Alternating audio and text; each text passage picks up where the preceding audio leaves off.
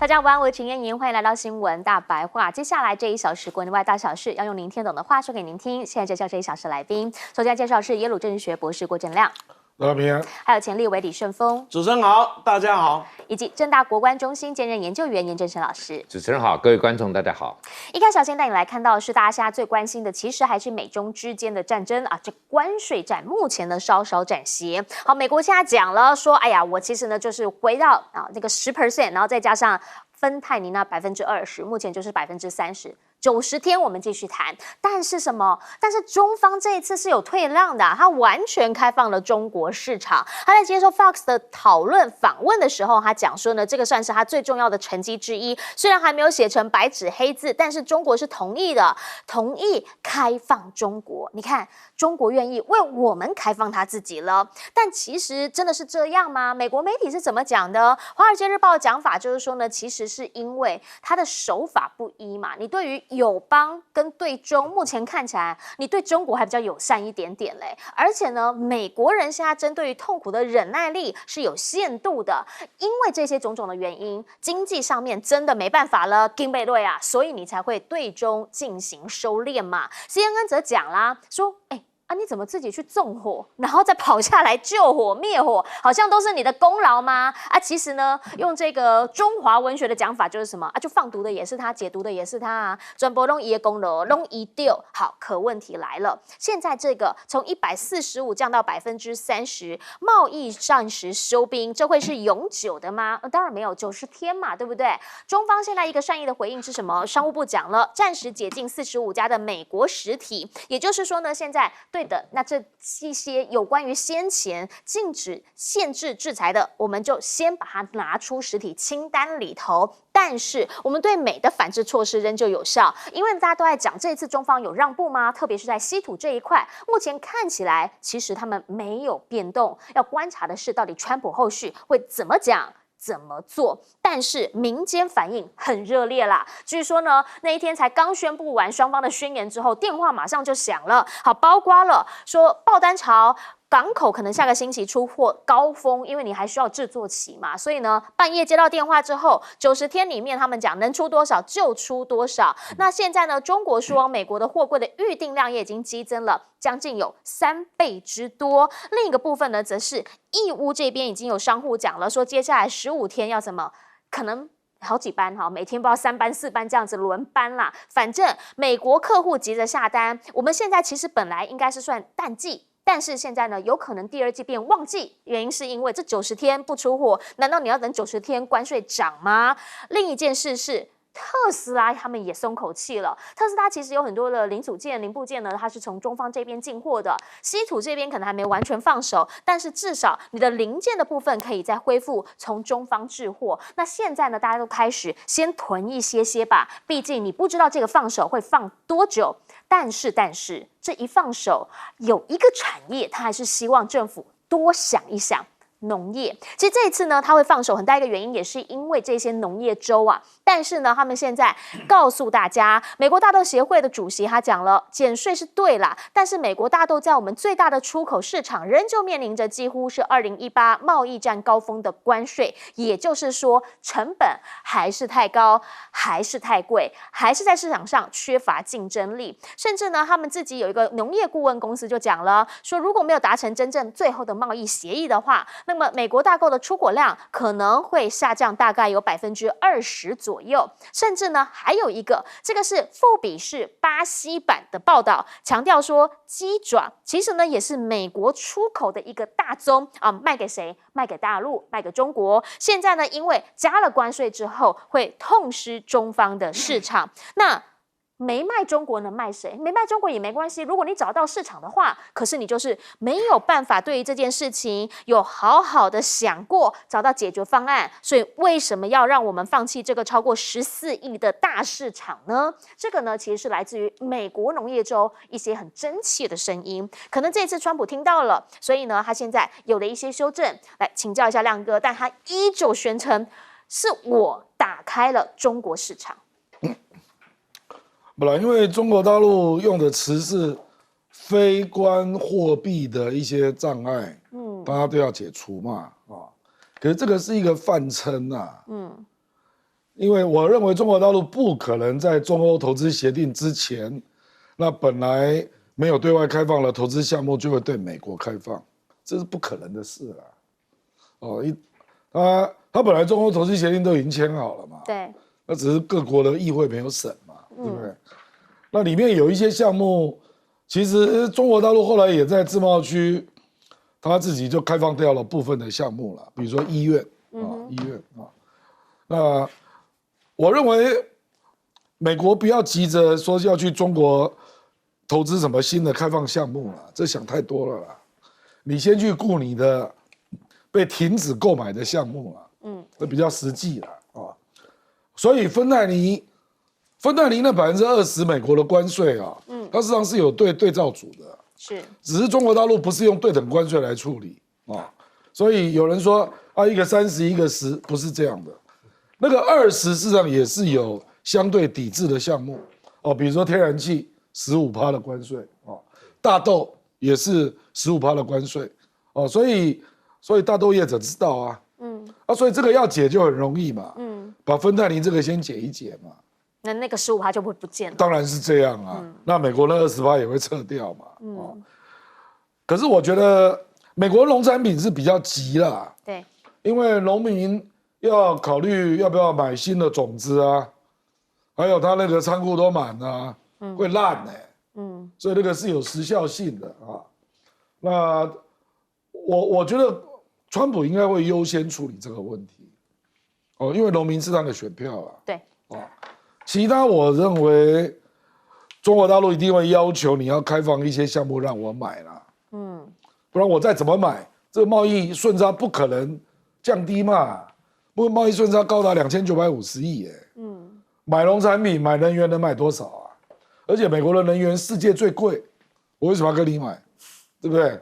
所以你要拿一点别的东西让我买嘛，比如说那个黄仁勋的 GPU，H20要不要卖？2720你要卖就50亿耶，很大的钱啊，不是吗？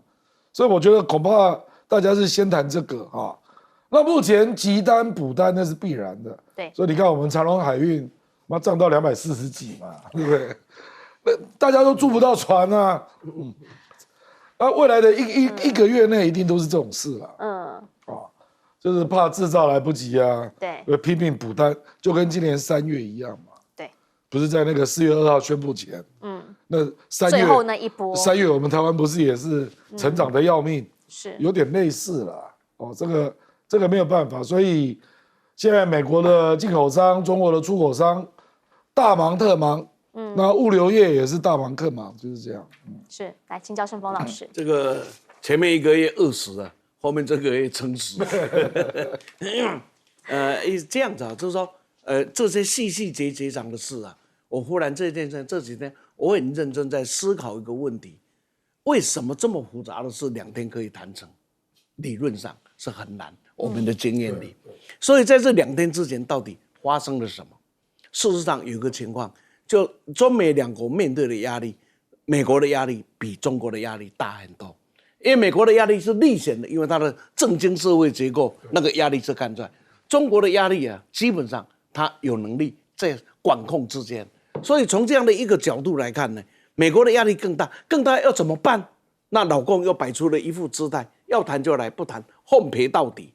所以他必须把这一个奉陪到底这样的一个门去打开的时候，这是2天以前，到底美国向中国大陆提供了什么，让他愿意把这个门打开？这个我觉得才值得大家特别去关注的，因为这个战略问题。现在谈论的这些细细节节，这是属于战术问题，所以那基本的战略问题上，为什么他一来就提出了一个开放市场是我这一次拿的最多的？为什么他要去吹这个牛？假若没有一个和平的环境，中美有开放市场的可能吗？假若中美之间还存在一个会有爆炸的炸弹，那你觉得所谓的开放市场2边都开放会有可能吗？也不会有可能。所以美国想享受中国大陆市场开放的红利，它需要一个双方会引爆的引进，某种程度要让中国大陆感觉到有拆除的可能。所以这2天川普就冒出了一句啊，这个统一与发展，这个把台湾给吓坏了，和平与发展，这个把他给把他给吓坏了。这统一跟发展，和平发展，统一跟和平，对，统一跟和平，把他给吓坏了。那大家觉得会不会是口误？因为他喜欢大嘴巴嘛。但是也别忘了，他说要把加拿大变51州的时候，或把格陵兰要暂吞的时候，要巴拿马收回的时候，我们第一个感觉说，妈的大嘴巴胡说八道。可是别忘了，当他讲了第2次的时候，第3次的时候，你发现他是往这个目标在走的。所以这一次啊，统一跟和平、开放市场这几个东西同时丢出来的时候，我们别忘了，第一个首当其冲的是谁？他的名字叫台湾。对于中国大陆讲起来，什么都可让，有个东西不可让；对于美国讲起来，什么都要，就是一个营商最有利的资本主义的环境是他最要的。而这两个你把它斗扯在一起的结果，最大的问题就在哪里？不各位想想，所以假如有一天川普在冒出统一跟和平，有没有？请你不要认为他是讲错了，不，这可能是值得我们去观察，因为有前面这一些，所以门才开得了。门开得了的时候，站在中国大陆的立场，那我只要我站得够住脚的地方，技术性的问题我能让，我就让嘛，因为我也要求你跟你平等的对待嘛。所以看这个问题上，可能我们大家必须要从这样的角度、大格局的角度去看。可能比在细节上，因为大的战略、大的格局解决了，这些细节都不是太大的问题。是，来请教一下严老师。首先我先谈一个比较轻松一点这个鸡爪的问题哈，就是因为我自己在美国中西部读书的时候，那个时候华人没那么多，那有一天跟家人去这个超市买东西，然后就买了鸡爪啊，那买了鸡爪以后，那个美国人就想。偷偷在后面看到底是谁在买，这样转来转去就想看这个你到底长什么样子，怎么会拿了这个好几包的鸡爪在哪里要钱吗？要钱，当然是要钱，但是美国人不会吃嘛，它就是便宜啦，不是就是便宜，而且美国人不吃辣，对他们不吃，所以就是说，鸡爪就是一个绝对要靠东方市场啊，不管韩国也好或中国也好。我觉得这个是会吃鸡爪的地方，美国人真的看了都怕对不起，我自己也看了不敢吃啊。可是我太太他们那时候很喜欢吃这种啊。那这个是我觉得就是特定的一个农产品，就是以大陆好，大豆也是一样啊。你今天大豆，因为东方人美国是种大豆是来喂猪啊，但是东方是拿来做豆腐、做豆浆，有很多的用途。所以美国当然这个大豆在中国的市场是很重要。那我自己在中西部住的时候，我们都觉得非常的无聊啊，因为你从 Ohio 一路到 Iowa， 大概这个就是不是大豆就是玉米，就是那个都是那个田嘛。所以你要知道美国的产量、生产力又高，所以如果今天这个国际的市场没有稳定下来，那确实对美国的农民是很大的伤害啊。那这些当然是川普的选民。但同样，一般老百姓，我们大家都知道，4、5月的时候，你就要准备圣诞节的订货。对，那你现在如果不达成协议，川普说，请你们少几个娃娃可不可以？不可以啦而且每年都要新的东西，而且都要跟上啊，特别是今年下半年，像以前这个 Elsa 最流行说每一个人都要 Elsa，那你不从中国大陆进口，你怎么办？所以大概是会谈成，但我认为说，今天大陆跟他谈这么多最主要就是说，大陆也希望能够赶快恢复他们的一个产能。那一旦这个开始，就会有一个正循环。那我觉得对川普来讲，当然他还是要可能可以跟他的选民讲，我原来其实就是30，我故意喊到145，还甚至赶到25，那最后还是回到我想要的这个数字。那这个他的选民是会接受的，川粉是他讲什么他们都接受嘛，跟我们某些团体是很类似的那我觉得今天看到他们这个谈，我很同意李老师刚刚讲的，就是他们之前这个大概已经有很多的东西知道什么重要不重要，但是川普也很聪明，因为其实那个和平和统一不是和平统一，是和平与统一是 unification and peace， 不是 peaceful unification。那 peaceful unification 是北京要的，北京从拜登时代就一直希望那个拜登能够讲出这一句，他始终嘴巴就是闭起来，就是不肯讲嘛。那川普想说啊，我讲，可是我讲用的字方向不太一样啊，变成 unification and peace。那我觉得我们台湾也不必这么阿 Q， 就说哎，不是讲 reunification 啊，而是讲 unification。我觉得这也很无聊。但川普我们就知道他还是蛮聪明，我不按照你的，我把你这2个字拆开，但是你的意思达到了，那我觉得他可以两边都讨好，就是说，哎，我没有按照大陆的讲。那台湾也不必那么紧张，没有按照大陆给他的版本去宣读，但是呢，大陆也觉得我拿到了拿到最重要的一个字 unification 嘛。好，其实呢，川普是不是真的他自诩自己是很会做生意的人？来，这一次他去哪里？他去沙地阿拉伯，哎，谈大单了，开玩笑。好，这个一大单签下来之后，回去又可以好好再炫耀一下。来，外交生意经什么？他就讲啦，过去那些美国总统不知道搞什么，来这边干预人家，对不对？我就不会这样，好不好？我强调的是做商业。做交易，美国不会干涉你们的事务啦，好不好？大家赚钱有钱大家赚。这一次呢，其实他来到这边，这一位其实也算是他的好朋友了哈。MBS 他其实呢杀国亡除，全程当地陪之外，不是开玩笑的，他一下飞机去迎接他，甚至还会有用开高尔夫球车载他到国宴的地点，然后呢签了一个$6000亿，虽然川普想要是1兆的投资协议，甚至呢还给他一个餐车的麦当劳餐车，都是投其所好，完全呢就是让他觉得满满的尊贵感。但是实情是什么？美国媒体他们开始来帮他 QR 一下啦，侦查一下，说其实根本什么6000亿一半都不到，实际交易金额这个是《纽约时报》帮他算出来的，说才$2830亿，而且还强调了说有几项其实就是他上任之前就已经筹备中的。另一个呢，则是讲了说都用他最喜欢的，比如紫色的毛毯啊，那等等这一些，那基本上呢，也有人就把它拿出来比一比，比谁？比他跟习近平2个人会面的时候穿什么？好，因为呢这一次说是穿拖鞋啦，好，这个拖鞋啊，上次见习近平的时候很明显嘛，这个是什么？皮鞋。他就讲啦，虽然说中东这边大部分的时候还是穿拖鞋，但是不是某些时刻对习近平来说，好让那个尊贵感又更多一些些呢？但是对于川普来说，他觉得生意上面拿到单子才是真的，毕竟他真的签下了史上最大的飞机订单。好，说波音一次呢要买160架飞机，而且呢，波音最近就确实嘛，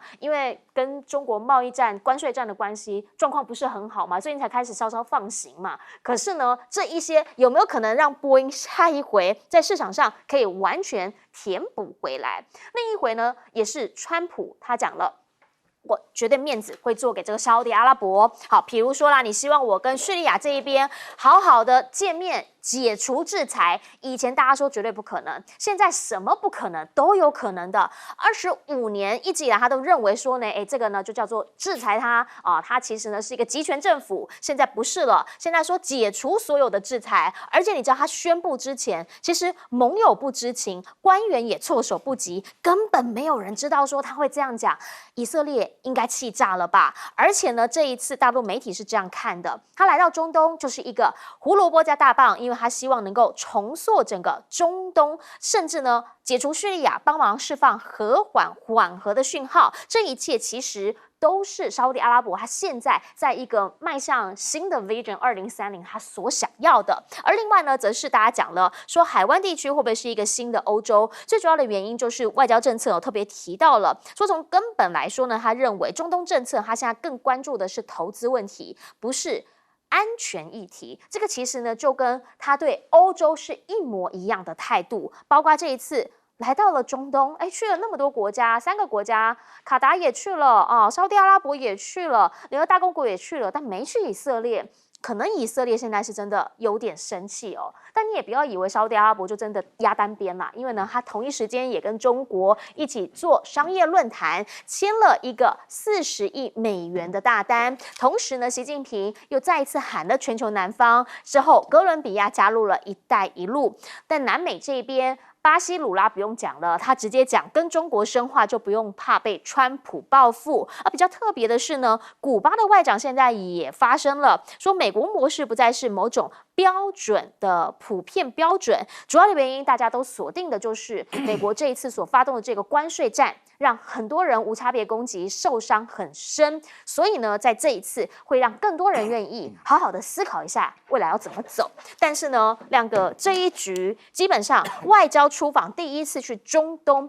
以往来说啦，美国总统比较少见，可是他这一次说我去中东是因为他要给我最大订单。我拿嘴巴讲6000亿嘛，可是美国媒体有实际把它列出来的真的有的项目加一加是2828，2828亿啊，那剩下3000亿跑去哪里了？我猜啦，可能是美债了。没有项目啊，因为你可以算出来嘛，军购1400多亿嘛，对，那你再把其他的项目加一加，大概就2828了，这种东西唬不了人的啦。美国有2家媒体，《纽约时报》跟 Axios， 这2家都是权威媒体，说我帮他算了一次，不到3000亿了，所以其他可能是金融投资了，因为美国确实有债券到期嘛，对，那旧债要换新债嘛，一定要有人捧场嘛。对，那这个沙特会觉得没有面子，就不要讲了，因为我看也不是心甘情愿的啦，就是纯粹帮个忙这样啦。那也可能是短债，因为大部分都是拜登留下来的短债，就是新冠疫情期间嘛，那沙特阿拉伯是不得不跟中国好啦，因为它26%的原油是卖给中国。而且它需要大量的基础建设，这美国没有办法帮忙啊。所以你光是从原油第一大买家，还有这个基础建设的协助，就注定它跟这个中国的关系不可能太少了。那美国是这样啦，因为美国以前军售沙特都卡在以色列了，对，就是以色列会有意见嘛。所以我认为这次川普大概是豁出去了。F-35也会卖吗？我认为你不要小看，我认为他什么都卖，他要钱，他要钱，而且目前这个情况，谁会去打你以色列啦？沙特阿拉伯都跟伊朗和解了，谁会打你嘛？尤其是这群有钱的老爷们，怎么会去打你嘛？这3个国家都是最有钱的，谁打你呢？当然他会包庇那个哈马斯啦，卡达嘛，对不对？那沙特阿拉伯以前包庇宾拉登啊，不是吗？这个可是他们现在打以色列实在是没有诱因呐，所以我认为川普这个判断是对的，该卖就卖啦，还管什么以色列？所以为什么他没去？对不对？那以色列也干了一件事啊，美国也不讲话啊，以色列说他加沙不会撤军啊，对啊，对不对？美国也没有讲话哦。所以我们彼此干了一件对方讨厌的事啊，所以我是觉得，因为你如果不卖，沙特阿拉伯真的就去跟中国卖了，是，所以你要权衡嘛，所以我估计他是卖了啦，他没有列细项嘛，没有，对不对？他说先进的军事装备1420亿，1420亿没有好的飞机，我实在难以想象啊。那怎么那么贵呢？对不对啊？所以坦白讲，那个沙特阿拉伯还要跟中国买驱逐舰呢。你美国要不要卖？美国没有舰卖。我知道了，就是说你如果不卖，中国就来了啦。对啦，而且他跟中国关系也蛮好的所以我觉得这个真的，他的眼光真的就是在抢生意啦。那你也不要以为他对叙利亚解除了那个制裁。就是对不起以色列，也不是这样啦。那个叙利亚那个新掌权的，事实上跟以色列最好。所以我觉得这个都是有默契的啦。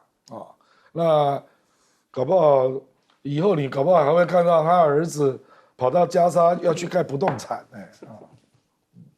我认为看川普最准的就是钱你从这个角度看，不要从地缘政治思考。更不要从什么意识形态，他这2个都没有了。对，答对了。地缘政治、意识形态都不重要了，有没有钱呢？就是以前要看懂国际政治，我要去念那种国际关系法、念外交，对不对？现在不用，我现在就是念商业，然后念商业投资、企业管理。请教申峰老师这样子怎么看？这个看川普，除了说不要看地缘政治的，不需要太讲究，也不是不要看了，也不要去看什么意识形态，但是他对一个国家是有包袱的，那叫以色列。你可以到现在为止，他敢冒天下大不韪，就在美国的大学里面大力的去铲除所有对以色列所谓的是对反犹主义的学生，对，他的，而且那个手段之残酷啊，那个之无情啊，那什么学术自由什么，通通都放到一边去了。他这样做的目的是什么？很清楚。他这一次没有去，所有人都因为他有一个，他希望把这个事情单纯化，因为这一次在整个全球贸易战里面，大家都骂他，都打他，然后跟大家对干，唯一的 income 就是靠这一条。你注意看嘛。他就是唯一的 income 就是靠沙特阿拉伯这一条，他对穆斯林是从来没有好感的。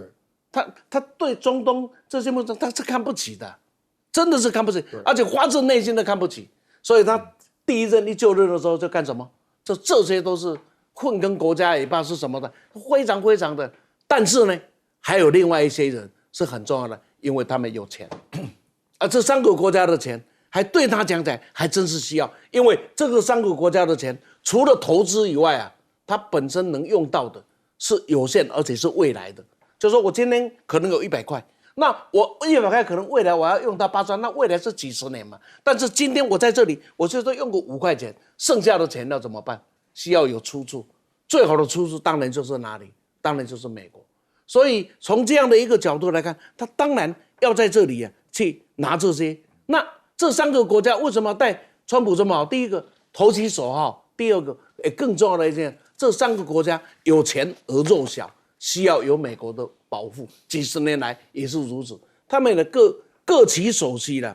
那中国呢，在整个的中东里面呢，它不是只有看这3个国家，中国里面是看全盘。你可以看得出来，他的做法里面呢，就是我用促进合作的角度拉拢大家，成为这个区域里面我跟大家共和的一个角色。那美国呢，在整个的中东里面最大的特色是什么？是让你在互斗中起立啊，冲突中起立，获得了平衡者的一个角色。所以从未来的发展来看，美国因为几十年来累积下的实力，在中东的发言权跟影响力，那不要轻易去看衰它。但是以中美2个国家这样子的一个在中东的角色上是会有变化的。那其中呢，大概这一次大家觉得最好玩的就是这个卡达吧，送了他那一架波音飞机。因为我想一想，当然这个是我纯属猜测的讲法。这一次像波音买的，1100多亿的飞机啊，这多少这个。数字蛮大的，1600亿，蛮高的一个价。这个时候转手送一个礼物啊，都不过卡达是一个什么？是一个中间商而已嘛。从佣金的角度来看，这一个礼物是够便宜的。1600亿送了一架10几亿的飞机，贵吗？一点都不贵啊。那个从整个的世界大佣金的角度看，那简直是小得不得了啊！大家都有面子，面子有面子。所以整个的情势大概就这样，最后呢就是拉美的问题。美国必须承认，拉美已经改变了。就像大家想，美国不投资已久矣，因为也被你们掏空的差不多了。这时候有一个国家正在尽力的投资拉拢当中。请教一下严老师。我觉得看到川普啊，刚刚前面讲到中国，现在讲到这个中东地区啊，他急于恢复这些贸易投资啊等等，甚至希望这些国家买美国的，譬如说讲这个波音的飞机等等。其实川普在2月份啊，就通过了一个行政命令暂缓实施美国已经实施接近50年的一个所谓的这个联邦的贪腐的一个惩罚的一个条款啊。那就是说，过去美国是不希望美国的企业到任何地方投资的时候去花钱去买贿赂当地的官员。可是美国川普说，哎，我发现这样子不公平哎，别的国家都在贿赂，所以我要拿掉这个，所以我要拿掉这个，所以我现在看起来，显然卡达就是知道你是这个啊，所以这我觉得这个也不是说没有道理，做生意来讲嘛，对不对？我们这边好像守贞啊，别的国家都不做，那为什么呢？所以他就说暂缓实施180天，你看从2月到8月啊，所以这个是一个空窗期，就是让美国的企业可以到他们想卖地方去贿赂，然后抢单，我觉得这个很重要。所以这一次川普他当然还是有一些，就是你不能不说他有一个能耐，就是今天要求叙利亚说，哎，你也要加入这个亚伯拉罕协议啊，未来也是要承认以色列的。我觉得这一点就是让以色列的这个敌对的这个势力是越来越孤立，我觉得这个是可以。然后就是要求叙利亚来这个控制不要让这个 IS 伊斯兰国再形成一个威胁。那其实大概都还是叙利亚可以接受，那美国就解除对它的禁制。那当然，海湾这三个国家，它是跟叙利亚是在沙乌地间的，包括刚刚前面提的卡达也好，或者说这个阿布达比这个是阿联酋也好，都事实上都是有钱的，要花钱，你要去贿赂他们，我觉得那也是很容易就是中东国家非洲国家亚洲国家，贿赂是一种文化。美国他说我现在搞清楚了，这个不叫贿赂，这是他们文化的一部分所以必须要这么做。那现在看起来，我觉得就是这3个海湾国家过去包括卡达跟沙乌地中间有很大的矛盾，但是呢，就是被美国这样整合一下，我觉得基本上就是以色列在中东是越来越安全。所以今天你不去以色列访问，其实也还好。而且如果你今天只是去了以色列，又去了这么多国家，那这个以色列的重要性也低下来。你要去以色列，就单独去以色列，来凸显美国跟以色列的关系比较重要。好。接下来呢，看完了中东这边，我们要看哪里？回到了亚洲，南亚这里欢乐了。我告诉你，没有想到这印巴打完之后，媒体标题喜事商办，为什么会这样写呢？因为其实在这一仗当中，大家都想说，这个印度是不是他可能空优会被打掉，还是怎么样因为现在巴基斯坦这边作战能力确实就是4维度的作战比较厉害嘛。结果呢，不得了，人家印度宣布全国举行为期10天庆祝活动，庆祝什么？庆祝对巴基斯坦作战大胜，而且呢，我觉得很妙他们不但有游行，然后甚至呢，他们还会有摩托车、花车的巡游，还会有聚会。那当然呀，象征爱国嘛，鼓励大家爱国，还会有升旗仪式。那甚至呢，他们还有一个蛋糕店推出了辛多尔行动的专属蛋糕，里面有什么？这个是什么？你知道吗？这个是飙风战机耶，就是我们刚刚说是好像被打下来那个飙风战机耶，旁边是 S400，也是说巴基斯坦说他打到的 S400耶，他们把它做成了专属蛋糕，旁边就是写了一个大胜利嘛，就这一次的这个活动，然后就说 salute 这是一个大胜利这样子。那看起来大家都很开心，对不对？莫迪当然呢也赶紧来到了前线，要好好的闹军。可问题是，他的讲的跟实际地方上面播的不太一样。好，包括什么？包括印度媒体自己证实了，说 S400当时的操作员确实是殉职了，而他的家人呢没有接受到慰问，所以引发了争议。但是呢，莫迪的讲法不一样，听听莫迪怎么说。भारत की इस कार्रवाई से पाकिस्तान घोर निराशा में गिर गया, हताशा में गिर गया, बौखला गया। पाकिस्तान के ड्रोन्स, पाकिस्तान की मिसाइलें भारत के सामने तिनके की बिखर दी। 好，他讲法是说呢，其实巴基斯坦吓歪了，我告诉你。然后呢，他们的驻华大使是发文说赢麻了，有没有？驻华大使馆这边讲说是赢麻了，气焰非常的高涨。但是呢，回过头，在他们的国会里面的印度议员讲的话不太一样，来听听他怎么讲。आपने बोला था ना, अब की बार 405 बोला था, खेल शुरू हो गया था सर, खेला हो शुरू हुआ ना, खेल तो बहुत सा खेल है सर, चू कित कित भी खेल है, चू कित कित में चू धरा 400 में, कित कित कित कित कित कित कित कित कित कित कित कित कित कित कित।莫迪的表情呢也是蛮迷因图的哈。反正就是他们在内部其实有2种不同的讲法啦。那你再看军事专家怎么讲？好，军事专家中间这一位，他的讲法是这样，大家来听听看。他的讲法是说呢，其实这一次巴基斯坦确实看起来是打得还不错啊，他呢比中国更懂得怎么使用中国的武器。所以，你看这个迷之讲法喽。如果在中国跟巴基斯坦之中选一个对手，我更愿意选择中国，因为中国没有实战经验，而巴基斯坦驾驶战机的经验呢，其实是更丰富的。所以他意思就是中制的战机，但是巴基斯坦人会开得比中国人来得好，大概就是这个意思啦。但反正这一次呢，基本上印度呢，他们是为期10天，全国大放假，要庆祝这么一个胜利的行动。可是内部还是有一些微微隐忧，因为现在发现了。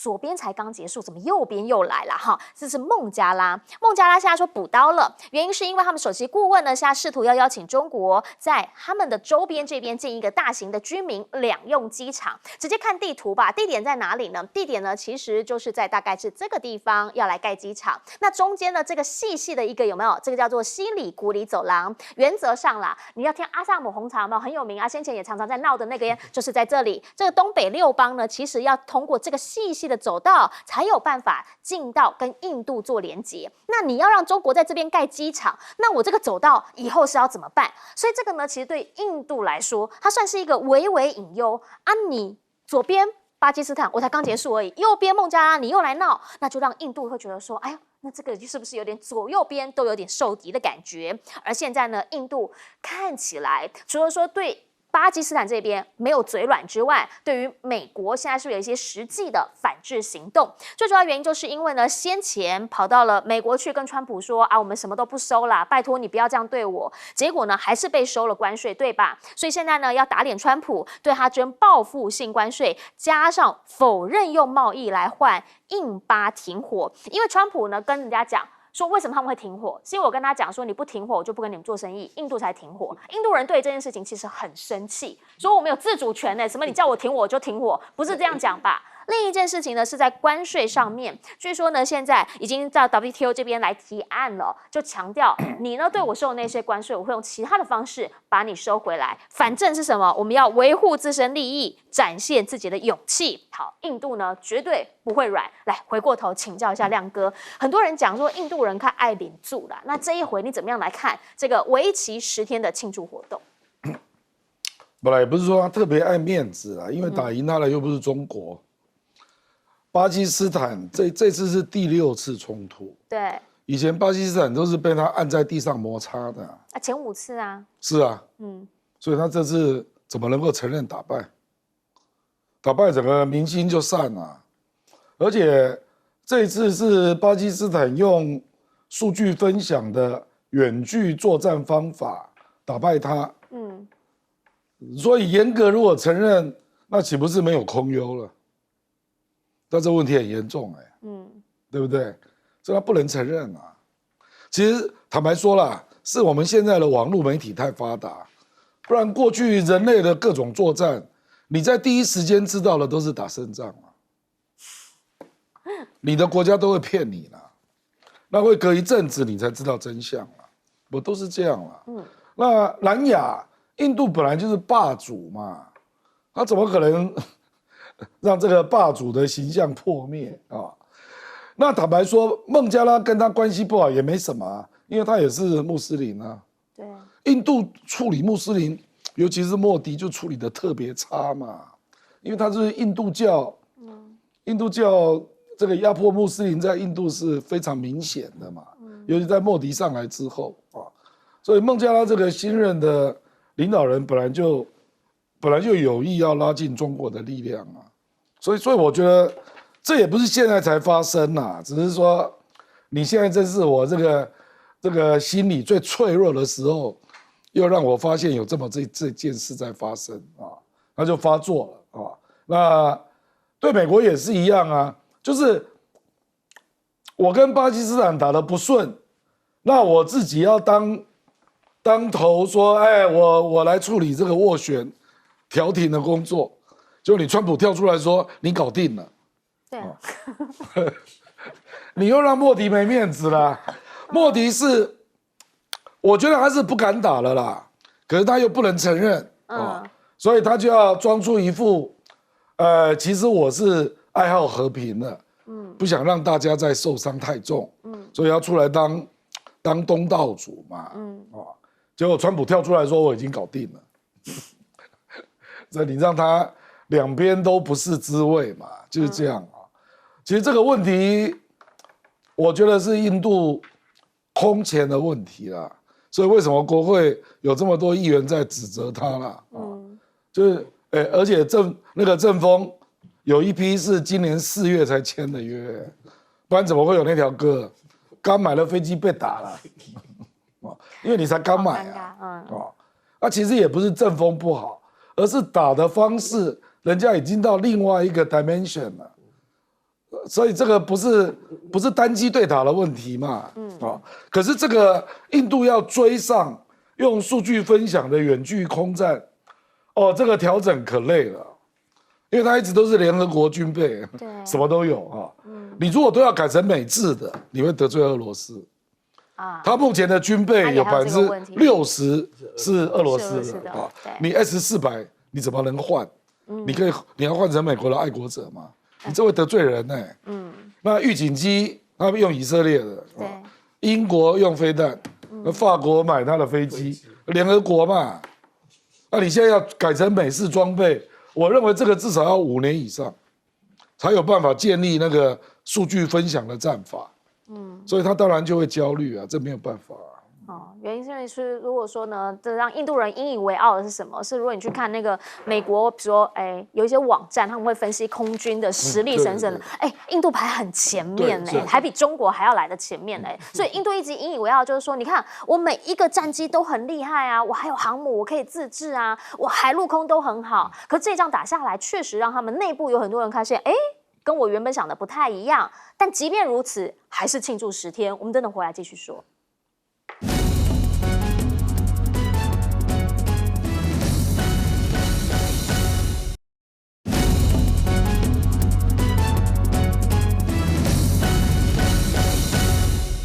好，我们提到了印度这个民族，其实还蛮特别的。来请教一下盛峰老师，怎么样来看他们现在的一些观点？有人说了，世界有印度，人类有欢乐了，就是我看得出来，真的是这样。你一个民族这么欢乐的，真的很少。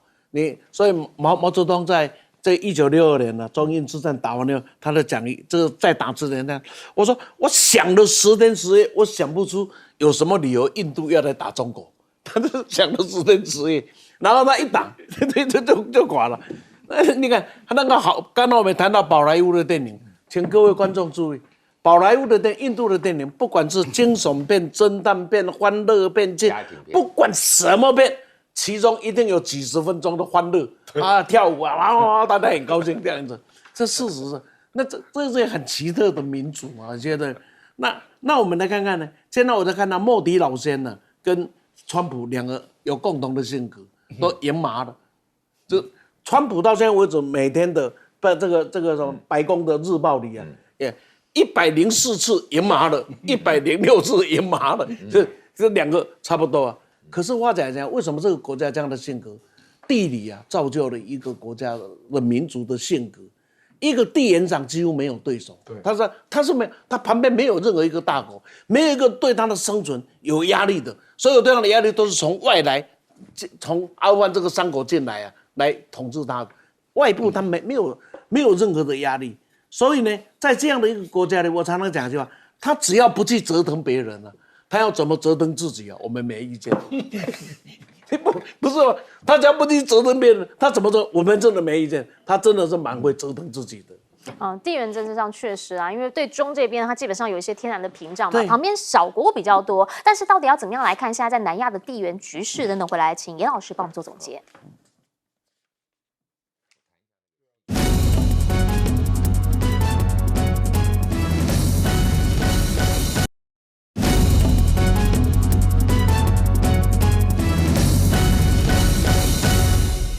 节目最后，请严老师总结。我们刚在广告的时候有提到说印度其实它的这个安全性还不错啊。可是刚才我们也看到这个地图里头，在东北这边就是一个小小的走廊，只有17公里到它的阿萨姆省。阿萨姆省就是台湾大家最熟悉的，所有的好的茶叶都从那边来。但是你知道吗？我有一次去新德里啊，然后在一个华人的餐厅吃饭，然后他们就介绍一个人说。他是从东北来，我以为是大陆东北，不是，是印度东北。就是这里印度东北人跟华人长得一模一样哦，真的啊、所以他们会担心哦，因为这个地方的人种长得比较像中国。如果今天中国在这个地方搞一个卡住他们的话，不是说就是以族群认同的你，当然不会。